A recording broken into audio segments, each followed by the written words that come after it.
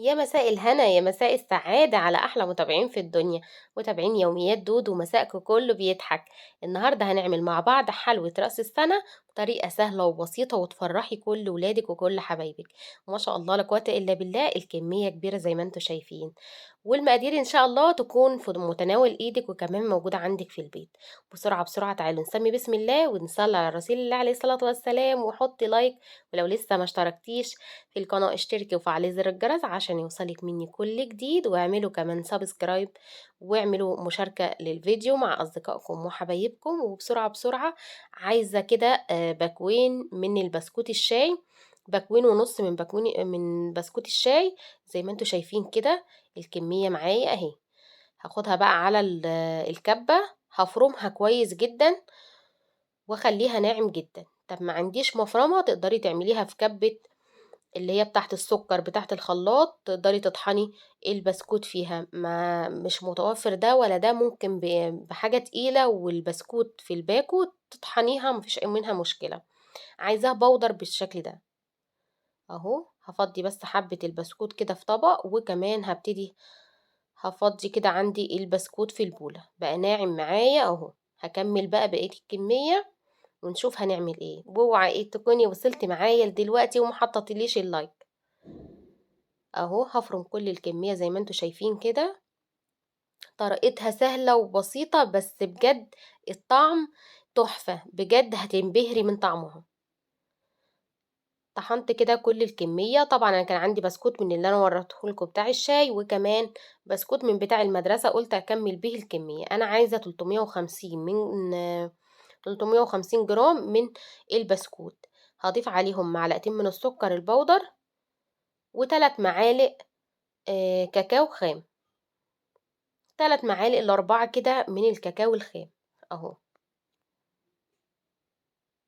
بُصّوا، وهابتدي هادمج المكونات دي مع بعض كويس جدًا، مش هتنفع بالمعلقة لازمًا بإيدِك. هاقلِّب كويس كده بالمعلقة، وبعد كده هاقلِّب الخليط ده كله لازم يبقى ناعم كده، وهنشوف اللون المطلوب اللي أنا لازمًا أوصّله للبسكوت. بُصّوا، طبعًا أنا عملته بإيدي، وجهّزت معايا ربع كوباية من الزبدة أو السمنة. دي زبدة بلدي، لو مش متوفرة تبقى سمنة، بس مش هينفع زيت، لازما يا سمنة يا زبدة. وهقلب كويس جدا، وهشيل بقى المعلقة، شكرا للمعلقة كده. وهنسمي بسم الله، هدمج المكونات دي مع بعض كويس جدا. لازم كده كل حبات البسكوت تتغلف بالمادة الدهنية. ايوه كده، قلبي كويس جدا جدا. هتبص تلاقي لون البسكوت لمع معاكي ولونه اتغير كده، اداكي لون الشوكولاتة. بصوا تحفة، بقى عندك زي الرمل المبلول كده او المندي.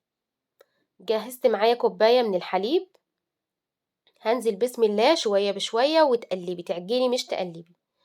عايزاه قوام متماسك كأنك بتعجني عجين عادي خالص اهو. والحليب معايا دافي مش ساخن ومش دافي قوي، حاجة كده زي دمع العين زي ما بنقول، يعني دافية ها سنة كده، ما تكونش سخنة طبعا. هعجن كويس جدا. خدت معايا كوباية الا ربع، هتاخد معاكي كوباية الا ربع الكوباية من الحليب. واعجني كويس جدا، هتلاقيها ما شاء الله عاملة زي الملبن تحت ايدك، وكمان عاملة بصي كأنك شوكولاتة يا اخواتي، بجد تحفة. وكل اللي هيدوقها مش هيتوقع ان دي من البسكوت. بصوا الجمال. مسحنا الدنيا كده وجبت ورقة زبدة، وهنسمي بسم الله ونجيب بقى عندنا الحلوى بتاعتنا دي، وناخد كل الكمية اللي في البولة كده. وتعالوا نعمل زي اسطوانة كده اهو بايدينا الاول كده. بصوا نعمها وبقت معايا بالشكل ده. هبتدي هسمي بسم الله والفها رول اهي. قفلي واضغطي كويس جدا، ما يهمكيش، انا عايزة الحلوى بتاعتي تطلع مظبوطة وتطلع حلوة. تلفيها كويس جدا اهو. وبعد كده بقى بتلفي رول وتقفلي عليها الورق الزبدة كويس جدا. أهو باضبّطها طبعًا، باعملها زي البونبوناية من الجنب ده ومن الجنب ده باضغط لجوّه، وهالفّها وهاقفّلها وهادخّلها بقى عندي التلاجة لمدة ساعتين 3 وهنشوف الجمال مع بعض. عايزاكِ بقى تعملي لي لايك للفيديو بجد يستاهل منِّك مليون لايك وكمان شير، ونفّذي بقى الوصفة النهارده هتعجبِك جدًا. بعد ساعتين 3 أنا دخّلتها التلاجة لمدة 3 ساعات، كانت جاهزة معايا واتماسكت وبقت زي الفل زي ما أنتم شايفين. تقدري تعمليها من قبلها بليلة، بُصّوا جمالها، وأنتِ بتنزّليها كإنِّك كده نايتي بجد، دايبة، ولمّا بتيجي تدوقيها بتدوب في البُق كده، على قد السهولة بتاعتها والبساطة وما فيهاش ولا بقى هندخّل فرن ولا تهبط لا ما فيش الكلام ده كلّه. أهو، ما شاء الله عليها تحفة. جِبت هنا بقى كده نُص باكو من الشوكولاتة، دريم أو سما مش هتفرق، اللي كانت معايا كانت سما، عليهم 3 معالق 4 كده من الحليب، على معلقتين من الزيت عشان يدّوني اللمعة اللي أنتم شايفينهم دي، وكمان عملتهم على حمام بخار.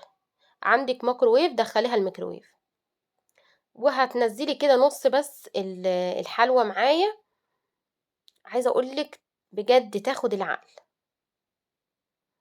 وأنتِ بتاكليها كده كإنِّك بتاكلي جاتوه، كإنِّك بتاكلي شوكولاتة حلوة كده، يعني بجد mix رهيب. أهو، هاعمل بقى كل القطع كده زي ما أنتم شايفينها، وهابتدي بقى لو عندِك الفورميسيل الشوكولاتة دي حطيها كده، بس وهي بقى إيه ويعني وأنتِ منزّلاها في الشوكولاتة، عشان ما شاء الله لا قوة إلا بالله الشوكولاتة بتمسك على طول.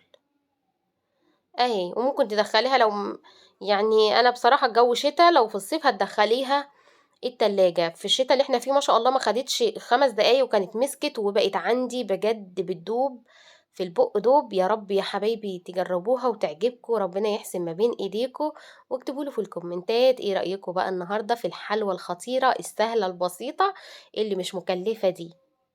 السلام عليكم.